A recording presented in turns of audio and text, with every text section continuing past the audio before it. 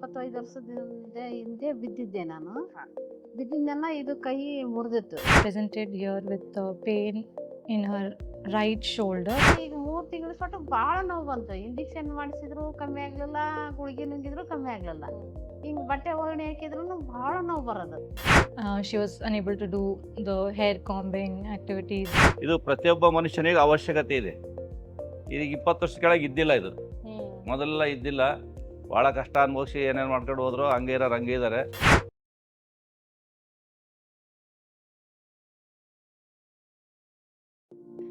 Hi, I'm Vaishnavi Gopinathan. I'm a physiotherapist at PRS Neurosciences and Mechatronics Research Institute. So my patient name was Aisha. She is a 58-year-old woman. She was presented here with pain in her right shoulder. She was unable to lift her right shoulder, lift her right hand above a range of 100 to 110 degrees.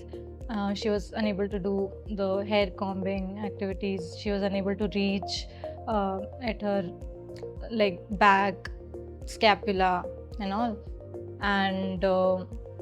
And she came with a pain level of 9. Initially, I did the basic pain management with the electromodalities, and then I focused on the ranges, the finger ladder exercises, and all the flexion and abduction movement of the shoulder I did. And then we progressed to strengthening. As she gained slight ranges, then I progressed to the isometric, shoulder isometrics and TheraBand exercises and all.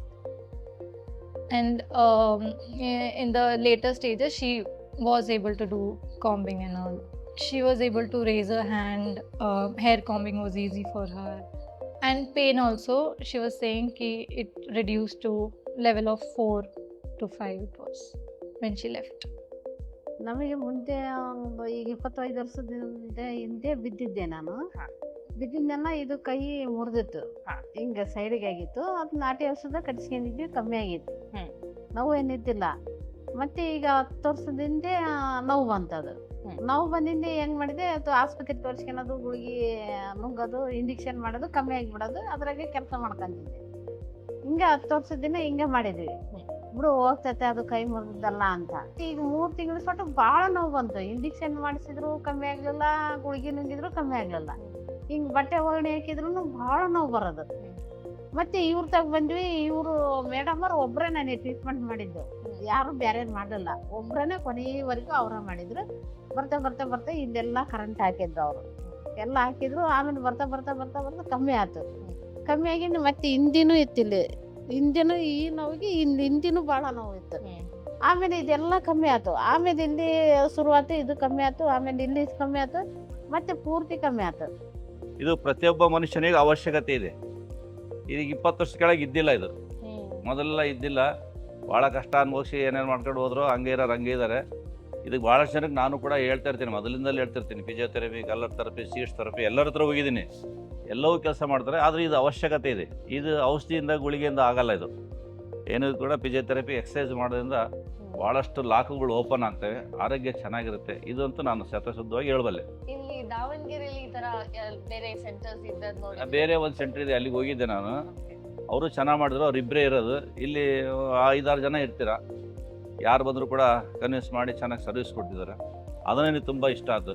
ಇಂಥ service ಕೊಡೋದು ಜನ ಬೇಕು. ಇಂಥ hospital ಬೇಕು.